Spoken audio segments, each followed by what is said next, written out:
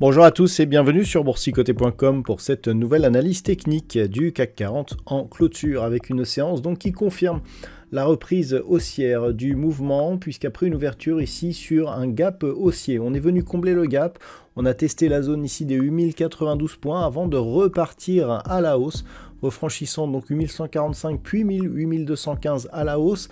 Ce matin, je vous indiquais que si on revenait ici dans cette zone-là des 8145 points, eh bien on viserait un retour sur la zone des 8250 points. C'est ce que l'on a fait, puisqu'après un plus haut à 8257,88, le CAC 40 revient en clôture à 8199,71. Le CAC 40 gagne ce soir 1,09% par rapport à la clôture de la séance précédente. Au niveau des indicateurs techniques, nous avons une dynamique qui repasse à la hausse au sens des histogrammes du MACD, qui évolue certes dans la partie inférieure de leur zone d'évolution, mais désormais d'une manière positive. Le RSI revient ici à un niveau très proche de sa zone de surachat. Les volumes, bien qu'inférieurs à ceux qu'ils étaient vendredi, sont nettement au-dessus de la moyenne. Donc tout cela va dans le sens de la possible reprise du mouvement haussier. Au niveau du palmarès des valeurs, eh bien, c'est la défense qui tient le haut du, le haut du pavé aujourd'hui, puisque en tête du classement de l'indice, eh bien, nous avons Thales qui gagne 16,04%. C'est énorme, Téléperformance plus 5,63%, Airbus donc encore secteur de la défense plus 5,6%. Derrière, ArcelorMittal, 4,92% et Sanofi et Safran, donc un peu plus de 3%. Au niveau des plus fortes baisses, nous retrouvons Schneider Electric, moins 2,4%, suivi de Carrefour, moins 1,99%. Derrière, Kering, Saint-Gobain ou Michelin sont sur des baisses inférieures à 1%. Donc on le voit, une velléité haussière qui est en train d'apparaître, qui se traduit par un contact quasiment sur les records donc, historiques de l'indice parisien. Alors les records sont à 8259 points, on a marqué 8257, c'est à 2 points, mais lorsque l'on regarde un petit peu dividendes réinvestis, on est toujours nettement au-dessus, on avait déjà cassé donc cette zone de plus haut lorsque l'on avait inscrit ici ce gap, et donc on inscrit, si on réintègre les dividendes, un nouveau record significatif.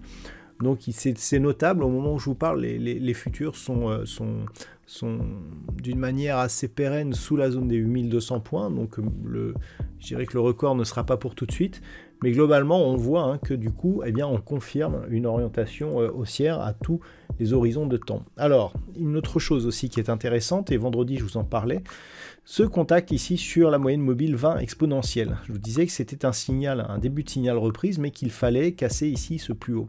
Eh bien, c'est ce que l'on a fait aujourd'hui. Donc, on a vraiment cassé ici cette zone donc proche des 8175,80. Et puis, on est venu au contact ici. Ce matin, je vous disais que si on revenait donc durablement au-dessus de cette zone, l'objectif, c'était poursuite au niveau des 8250 points. C'est ce que l'on a fait. Et globalement, maintenant, on attend la poursuite du mouvement avec, je dirais, de nouveaux plus hauts historiques sur l'indice parisien. Rappelez-vous aussi, je vous indiquais lorsque nous étions sur cette phase que sur des contacts bandes de Bollinger avec une moyenne mobile qui restait sous la moyenne mobile arithmétique, donc on voit l'exponentielle ici qui est sous l'arithmétique, normalement dans une dynamique haussière, voilà, c'est plutôt dans l'autre sens. Donc ça traduit une phase, je dirais, d'affaiblissement, de solutions. Donc la moins probable, c'est d'avoir une accélération qui fasse que la moyenne mobile exponentielle repasse au-dessus de la moyenne mobile arithmétique, mais la plus probable d'avoir une phase de consolidation ici qui nous ramène sur les moyennes mobiles. On a eu un contact vendredi ici sur la moyenne mobile 20 exponentielle, on confirme avec un rebond, et donc on est, malgré cette phase de consolidation sur laquelle on a touché l'objectif, on repart ici, et donc on a contact bol supérieur, retour sur les moyennes mobiles et reprise de la dynamique. Donc pour confirmer, il faudrait donc le plus vite possible casser cette zone ici des 8250 points, venir au contact de la bande de Bollinger supérieure, ce qui validerait la pérennité du mouvement.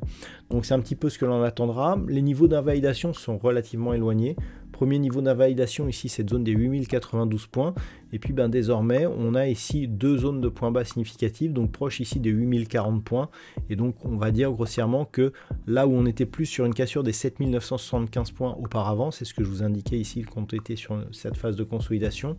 Désormais, c'est plus la zone ici des 8024 points, puisqu'on a un nouveau plus haut. C'est le dernier point bas de référence qui fait aussi office de point de retournement. Et donc ce point bas, il est désormais ici. Et donc par rapport à cela, eh bien, on pourrait commencer à avoir des signaux de retournement sur cassure ici de cette zone des 8024 points. Ce qui veut dire que tant que l'on est au-dessus, eh bien, ça reste positif. Et donc on peut viser une continuité en direction ici des 8250 points, voire cassure et inscription de nouveaux records significatifs. Voilà donc ce que l'on peut dire aujourd'hui sur cette configuration de l'indice parisien.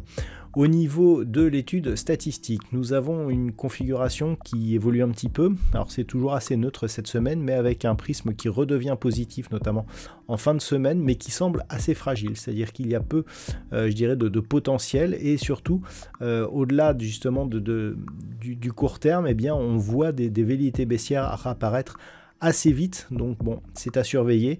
En tout cas, pour l'instant, on s'éloigne un petit peu, je dirais, d'un risque d'accélération à la baisse, mais sans pour autant avoir une conviction forte à la hausse.